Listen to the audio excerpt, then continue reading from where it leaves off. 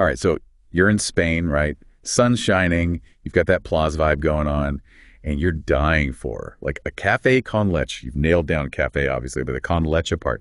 Suddenly, those tiny little words, prepositions we're talking about, they're the difference between getting your caffeine fix and, well, just being totally lost. And you know what? You're totally spot on to be thinking about them. Prepositions, they're like the unsung heroes of language. They're the glue, right? They're the how to all the what in a sentence. I like that. It's not just coffee milk on a menu. It's the con that makes a coffee with milk, which is what you actually want. Yeah. Our source defines prepositions as like these small but mighty words, and they show us how other words in a sentence are connected, con, de, para. They're basically relationship therapists for words, which I kind of love. That is a great analogy. And here's something cool about them. In Spanish, they're what those linguist folks call a closed class.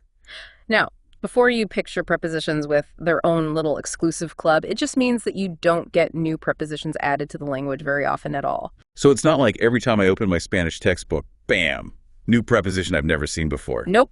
Quite the opposite, actually. Think about way back when you were a kid learning your first language, those multiplication tables you had to memorize. Spanish kids learn their prepositions kind of the same way. They get a list and they memorize it. Wait, a whole list they have to memorize? How long are we talking about here? It's longer than you'd think. The funny thing is, it even has some really old prepositions in it, words they used ages ago, but not so much now. But good news is, it's a finite list. It's not like verbs, where you've got new endings and tenses popping up all the time. Okay, that's a relief. Prepositions are starting to feel a little less scary now. But we've still got a lot to cover, so where do we even begin with this list? Well, if you're serious about conquering Spanish prepositions, there's this one, it's essential, you've got to master it, A. A. Really? It seems so simple. It's that important. Oh, you'd be surprised. A is like that one friend who can do it all. Talking about going places, telling the time. It even does this special thing when we're talking about people. Okay, now I'm interested. Let's break this down. What's the most, basic way we use A as a preposition? Well, I think the easiest way for English speakers to get it is when A is talking about moving towards someplace. Think to in English, like viajaron a Madrid, meaning they traveled to Madrid. Makes sense, right? Okay, yeah, that's pretty straightforward. So it's literally like taking us to a location. Exactly. But, and here's where it gets interesting, A can also move us through time, too. It's not just about the where, it's about when something happens. Oh, so like when we'd say, see you at 8 o'clock in English. You got it. Our source is this great example. Llegaron a las dos, which is they arrived at 2 o'clock. So we're using A to be really specific about the time. That's a good one to remember for sure. A is all about being specific, it seems like. And speaking of being specific, our source mentions that A gets involved with those tricky infinitives too. Yeah, infinitives, those verbs that are like, they haven't quite decided what they're doing yet. Totally, like to be or not to be, that whole thing. Exactly. And in Spanish, A is often that little bridge between a regular verb and an infinitive. Our source uses this example. Voy a enfadarme. I'm going to get angry. So that A is important for getting across the whole about to idea. Exactly. It's like A is saying, get ready, something's about to go down. Now that's a preposition with some serious skills, but it doesn't end there, does it? Yeah. Our source also mentions something about A and direct objects. Right, you're on it. This is where things get interesting, especially if you're coming from English. Spanish has this thing called differential object marking, which sounds super complicated, but it's actually pretty logical. Okay, break it down for me. Basically, when the direct object of a verb is a person, you use A before it. So you'd say, veo a Maria.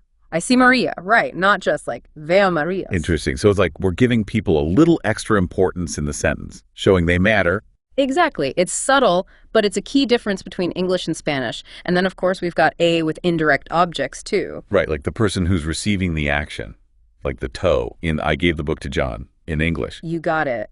And just like with those direct objects that are people, we use A with indirect objects, too. Like our source gives us le envié la carta a Ana, meaning I sent the letter to Ana. That little A is working overtime. It's amazing how much one tiny word can change the meaning. It really is.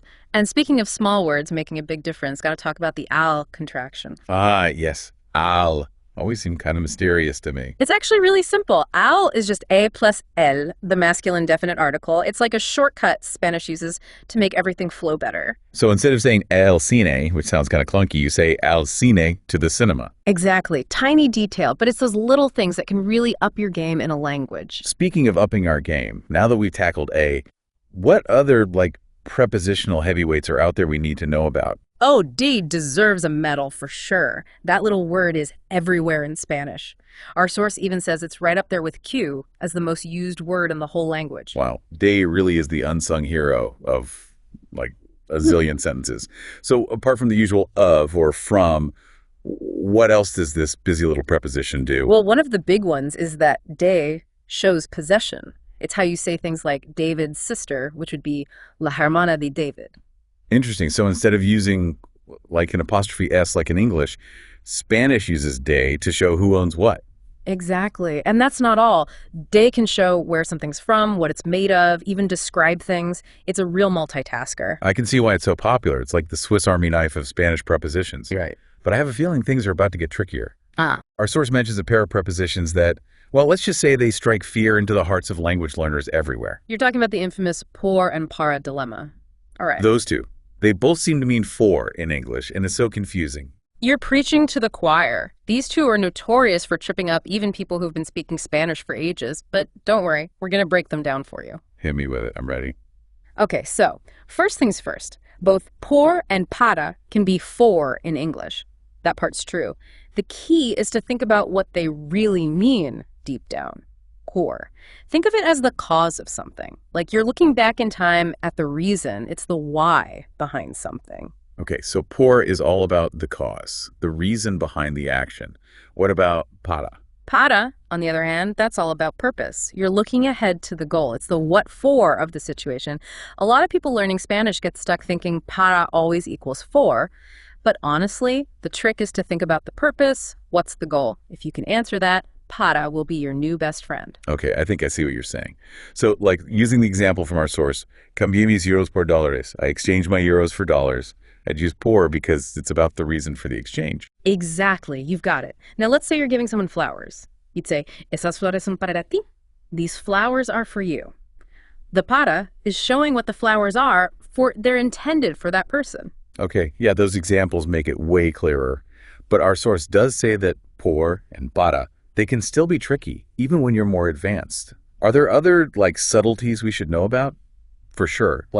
Our source gives this example. Vivieron en Nueva York por 3 meses. So they lived in New York for 3 months. Right. It's not always about the reason why por can be about how long something goes on for, too. And then para, you can use it for comparisons.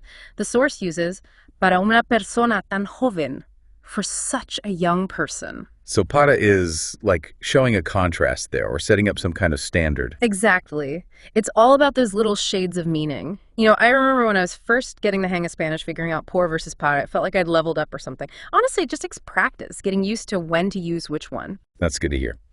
Okay, we've covered some serious ground. At day and the infamous por and para. What else is there in the world of Spanish prepositions? Well, you've got the basics, for sure. But there are a few more things. Spanish prepositions can get kind of fancy.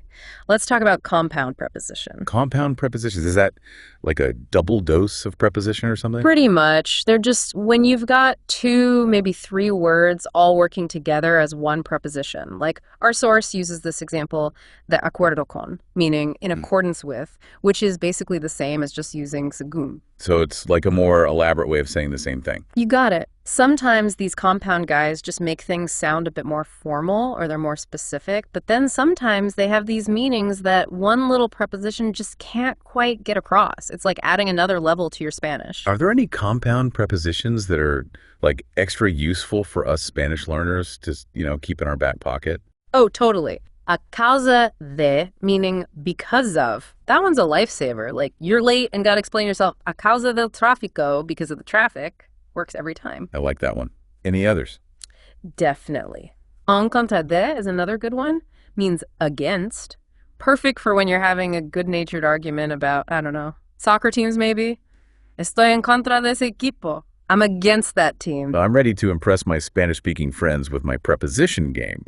But you did say there were a few more tricks Spanish prepositions have up their sleeves. Oh, right. Can't forget about serial prepositions.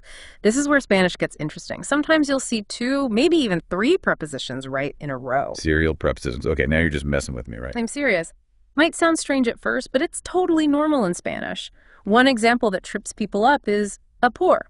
Our source says it's a bit debated, but you hear it in Spain, especially with verbs about going places. It's like to go get or to go for. So instead of voy por un café, I'm going for a coffee, I could say voy a por un café. Exactly. Might seem kind of weird to have two prepositions like that, but these serial ones, they make your Spanish sound more natural, less stiff. And that's what it's all about, right? Finding those little things that make each language unique. Totally. Speaking of unique, our source ends on this really cool fact about how English and Spanish do time expressions differently. That 3 years ago thing, right? Right. It shows how differently Spanish uses prepositions compared to English. We'd say hace 3 años, which, if you think about it, is literally, it makes 3 years to get across 3 years ago. Wow, that's wild. Never would have thought of it that way. It really shows how languages come up with such different ways to express the same idea. It does, doesn't it? Good reminder that prepositions, they're more than just words on a list. It's about how they work within the whole language system and how they can add those subtle shades of meaning that make all the difference. Absolutely. So as we wrap up this deep dive on Spanish prepositions, what's the one thing you want our listeners to take away? I'd say prepositions, they might seem small, but they're essential if you want to really get fluent in Spanish.